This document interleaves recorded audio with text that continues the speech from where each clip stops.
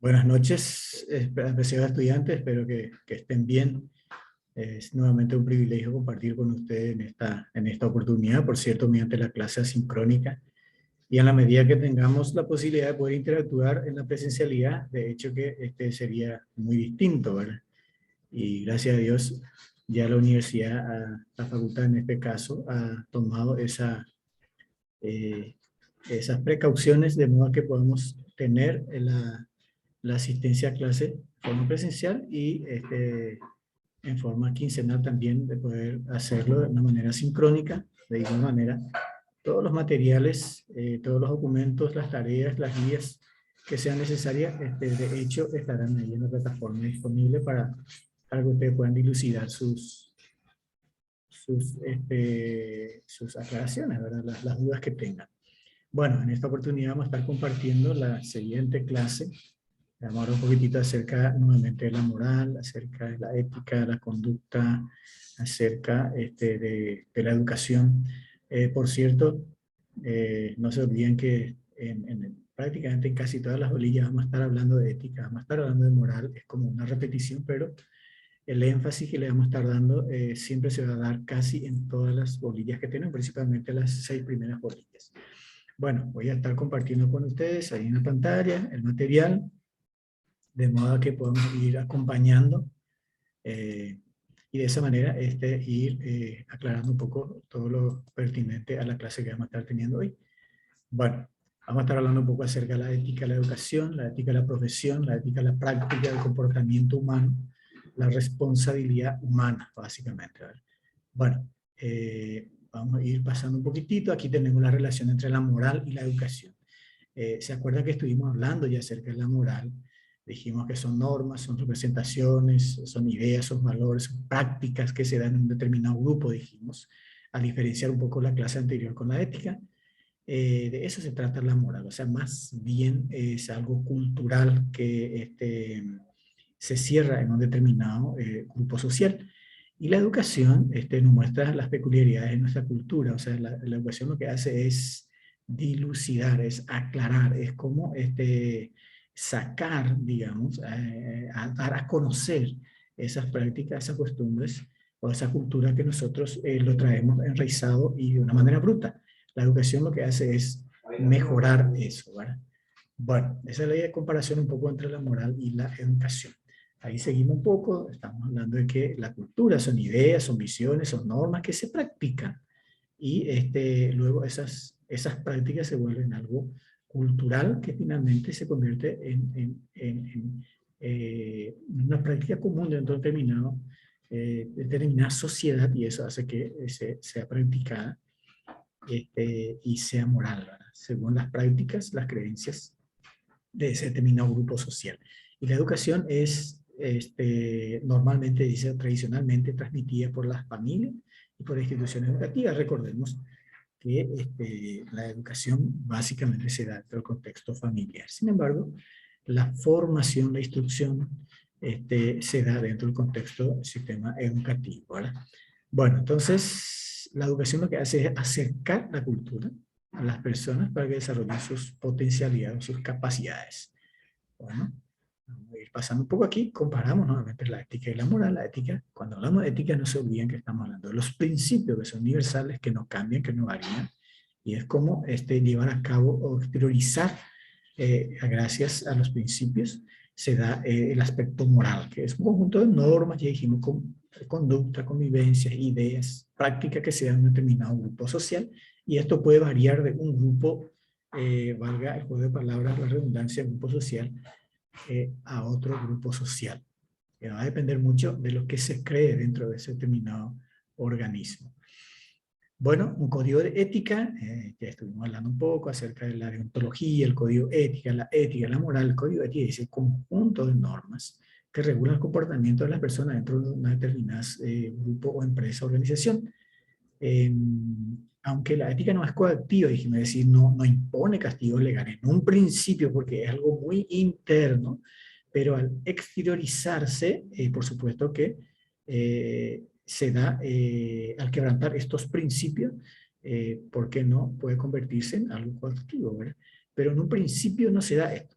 Bueno, por ejemplo, la honestidad, una persona decide ser honesto, pero si esa honestidad conlleva la comisión de algún hecho punible, entonces esto se vuelve coactivo. ¿Por qué? Porque se va a violar no solamente un principio, sino también una determinada normativa que rige el comportamiento de las personas dentro de una determinada sociedad. Por ejemplo, decimos no divulgar información confidencial. Es un principio que contiene el código de ética. El código de ética es un manual. La mayoría actualmente de las organizaciones ya cuentan con un manual que incluye esas normas del código de ética.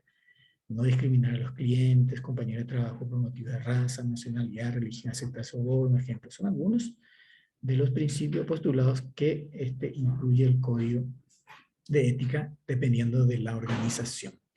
Acá tenemos algunos principios, nada más vamos a darle una pincelada porque estos principios, en la medida que vayamos avanzando en las bolillas subsiguientes que tengamos que desarrollar, vamos a estar profundizando cada uno de estos principios. La integridad, cuando decimos que una persona es íntegra, cuando es justo, honesto, intachable, cuando el principio de objetividad se da, cuando no hay favoritismo, cuando no hay influencia, cuando tal cual las cosas se presentan.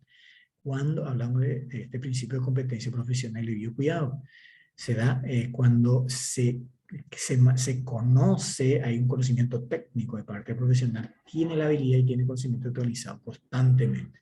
La confidencialidad, en el sentido, mantener, digamos, dentro del secreto profesional, toda la información que a uno le atañe, siendo en el contexto de la profesión. Y comportamiento profesional tiene que ver con el cumplimiento de las leyes, normas. O sea, estas normas deben cumplir estrictamente para no desacreditar la profesión. Estamos hablando del comportamiento profesional. Bueno, aquí nuevamente ética profesional. Ya hemos conceptualizado. Podemos definirlo un poco también. Y la ética profesional hace que se eviten muchos problemas. ¿Por qué? Porque al practicar los principios que contiene la ética, el código ético, hace que las personas puedan tener un comportamiento adecuado, un comportamiento correcto, ¿verdad? Y de esa manera evitar la dificultad que se pueda presentar. Es aplicar estos principios en el contexto de la profesión. Bueno, ahí tenemos algunas dimensiones, que son satisfacción intrínseca en el trabajo, orgullo por el trabajo no se siente importante, la satisfacción por lo que recibe, y también se identifica con la organización o con la empresa, algunas dimensiones. Muy bien, algunos fundamentos teóricos de la ética profesional, basado en principios y en teoría. Ya hablamos, cuando hablamos de principios, estamos hablando de la ética, bueno, de aquellos comportamientos que son universales. Y las teorías que sustentan la ética profesional básicamente se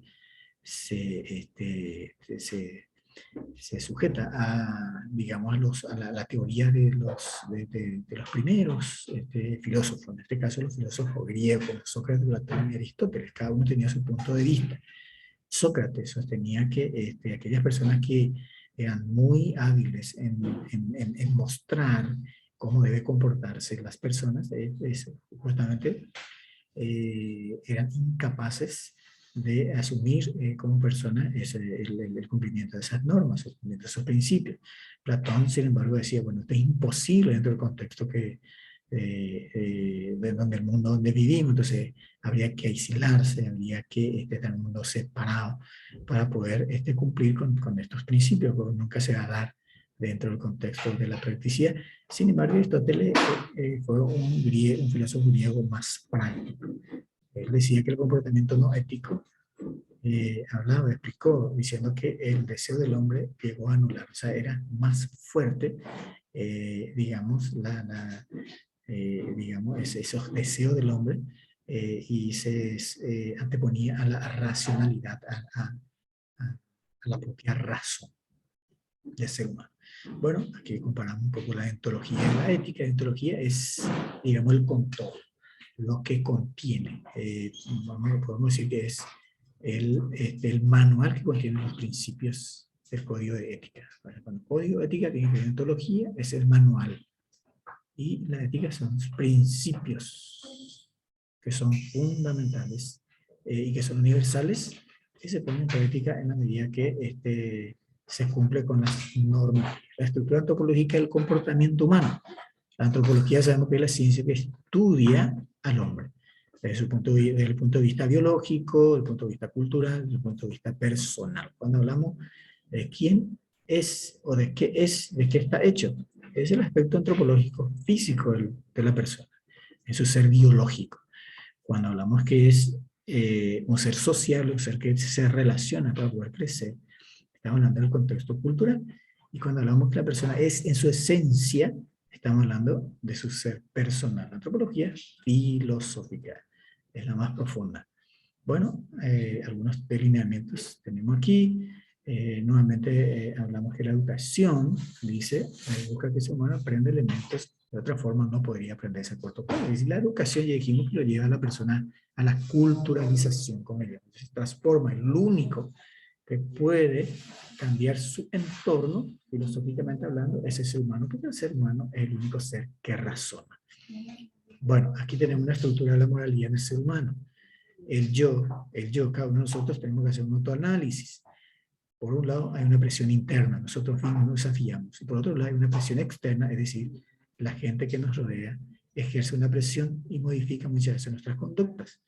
Bueno, todo se genera en el pensamiento, es decir, cualquier cosa que hagamos, primeramente lo pensamos, luego llevamos a la acción, a los actos morales. Cuando esto se vuelve algo monótono, repetitivo, se convierte en hábitos. Esos hábitos finalmente se convierten en carácter de la persona y finalmente forma parte de la conducta misma del ser humano. Ese es su estilo de vida. Bueno, y hasta aquí entonces tenemos el desarrollo de esta bolilla, por cierto, no es muy extenso. Allí tienen ustedes el material y la tarea correspondiente para poder cumplirlo. Siempre la tarea que vamos a estar compartiendo siempre va a ser desde el punto de vista que cada uno de nosotros tengamos la reflexión y llevar a plenaria finalmente lo analizado. Un placer compartir con ustedes. Muchas gracias. Y bueno, próximamente y oportunamente nos reencontramos.